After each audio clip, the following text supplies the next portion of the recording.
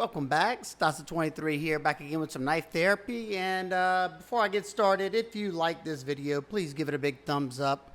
And if you don't, I would really appreciate that thumbs down. So I know you if y'all are liking, disliking the videos.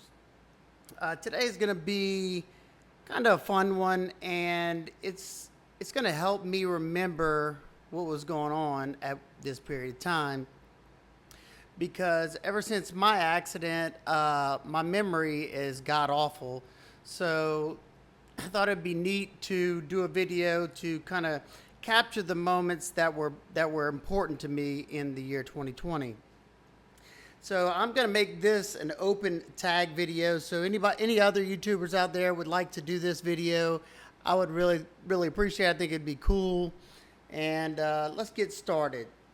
So this is a message to my future self. I started out the year liking mainly sub 3-inch knives, like this Strider PT. This was starting out my favorite size, mainly because of my accident, I've had to wear lightweight shorts majority of the time, and big bulky knives don't really make sense for those type of shorts. So that's the knives I've gravitated toward, and I always kind of like, this size knife right here just did it for me. This is the Elementum, Civivi Elementum. Next thing that was important to me is my favorite handle scale material, and that is micarta. I like it for many different reasons. It gives that nice worn look, after handling it for a while from the oils in your hands. And I like the tactile feeling you get from it. And whenever it gets wet or your hands are sweaty, you get even more grip from micarta. So at this moment, micarta is my favorite handle scale material. I got back into anodizing in the beginning of the year, trying out different anodizing techniques, doing a little splash ano, little sponge anodizing, multicolored anodizing, all kinds of different things. And I wanted to also learn this technique I had seen on an Instagrammer's page. And I think it's his Instagram title, Saint Nick's Knives or something like that. Or no, I don't. If I remember, I'll put it down in the description box. But I saw he was doing this cool anodizing technique, and I wanted to learn it. So I started experimenting with all kinds of stuff, and lo and behold, I stumbled upon how to figure this technique out. And that is the lightning ano, or what I call it, the Stasified ano. And here's a look at it right here. My lights aren't going to do it justice, but just a very cool, vibrant anodizing technique that allows you to get this lightning effect and give you like various different colors and just a different look, try to keep it different. And that's something I learned at the beginning part of this year, and I've enjoyed doing it, and I did it for other people as well, and I still do it for other people. And that kind of got my modding back into play. I've always liked to mod knives, and this year I finally dove back into it. Started out with the anodizing, and it grew from there. We'll talk about that in a little bit. But currently my favorite production company is Spyderco. I love how Spyderco works with various different steels. This one's in HAP 40. This is a Delica. This is a Paramilitary 2 in CPMS 45 VN. And another thing that I like about Spyderco is they ground their knives decently thin. They're not like folding pry bars. They're usually pretty good cutters. Oh, they're always good cutters. They're just sometimes better than others. But they still remain my favorite production company. Or say like, I'm not talking about like Chris Reeve or Hinder or anything like that, but normal price, not your higher end production companies. Um, Still, I am currently not a fan of flippers or front flippers. Um, just not my thing. I've always been a thumb stud deployer kind of guy. I like thumb studs and blade holes. Those are my two favorite opening mechanisms. And I do also like, when you have multiple opening methods like a flipper tab and a thumb stud, that both of those are about equal ground for me in 2020. um, let's see. Currently, my favorite knife in my collection, since I've gotten it, is the Oz Machine Company Roosevelt.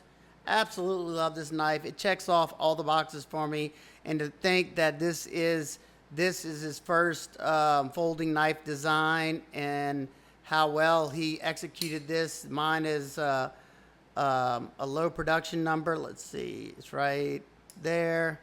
Mine is number 18, and even at that low number, he still did a remarkable job. Can't wait to see what he does in the future. Um, let's see. And like I said, I started getting back into knife modifications because I like to make my knives my own. I like to try to make them unique. I don't have to necessarily buy a custom knife to have a one-off, because when you modify a knife, you're making it a one-off to yourself. Nobody else will have one just like that.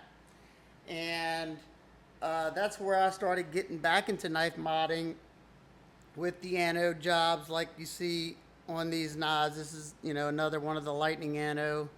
Yeah, my lights are not going to show it, but there you go.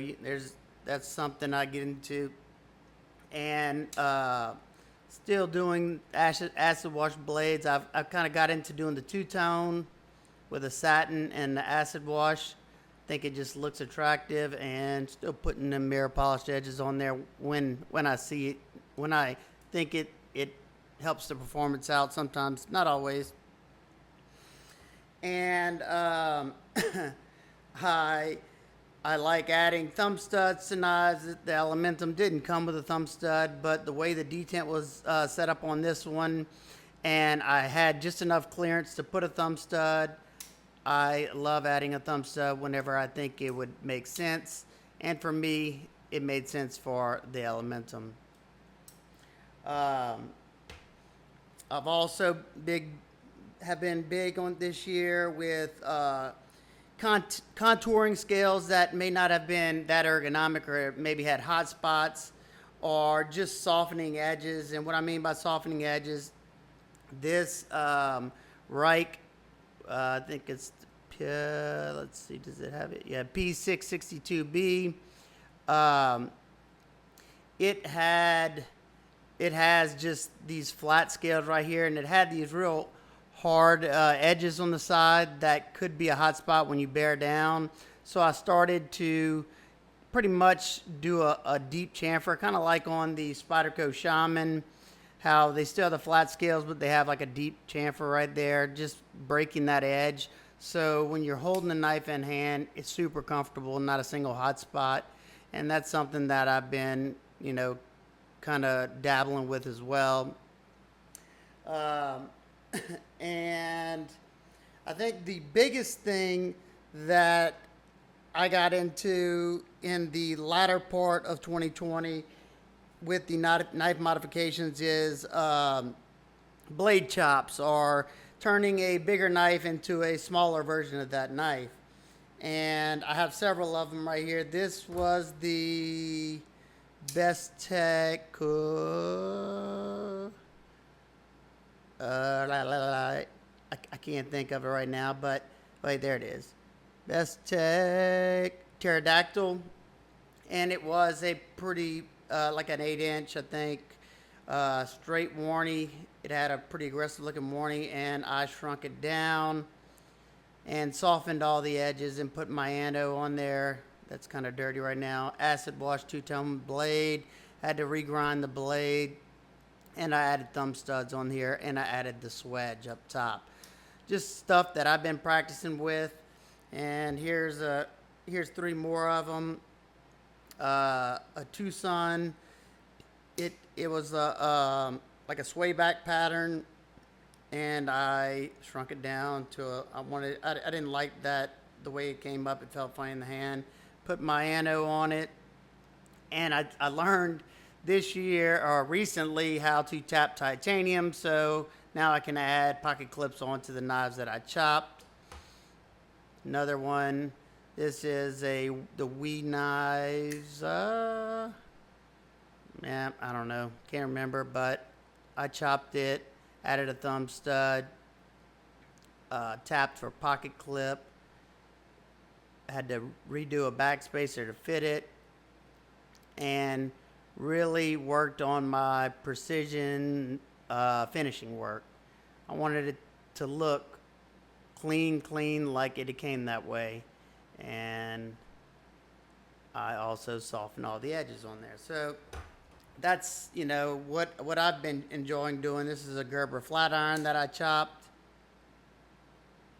And I have many more, but just some examples that I'd like to show my future self. Another thing that I really got big into this year because, with the channel, doing all the tests I do for each knife that I review, I really realized how much I enjoy a good slicer, a good knife, a knife that slices very well. And so I like thinly ground, very thin ground knives the most. And when I can't get them thin ground, I send a few off to get reground. This is done by Transparent Knives on Instagram. Brian does great work, and I think he's gonna start back getting into it here soon. But I got 3 examples. He's done several knives for me. This is the Hogue Deca. These are super thin behind the edge, and they're excellent cutters now. One more. I just think they look great and they perform great. It doesn't mean I don't enjoy, the knives that don't come that way that haven't been reground. That's just something that, I've been enjoying. Also in my modding, I've been crowning the spines on, knives that I feel like would benefit from it. Because I just love the feeling of a crown spine. This is a CRKT Pilar that I've done tons of mods to. Two-tone acid wash blade. Left the spine acid stone washed. I acid washed the lock side. I bought a deep carry titanium pocket clip and bought the titanium bronze hardware. And I bought this micarta show side scale. So now this is the S35VN version, and it's perfect now.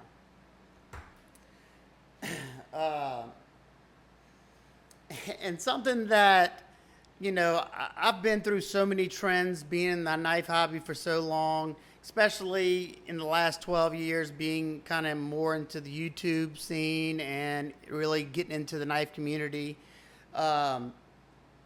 I start out, liking a certain size blade or certain blade grinds or profiles or companies. And like I said, that's the main reason why I'm doing this video. I want to see what I'm into in 2020 and the next year or 10 years from now. So right now, toward the end of 2020, something that I would have never thought I would have gotten back into, especially being that I love these thin slicers. But getting back into some bigger blades. This is the Cold Steel 4 Max Scout, and I've recently bought, I think, 7 big old blades, and I think they're all cold steels because they're known for their big old jalapos. So my daughter's summing. Wow, she's calling me right now. So, like I said, if anybody else wants to do this type of video to see what their future self has to say, feel free. I'm going to keep it as an open tag.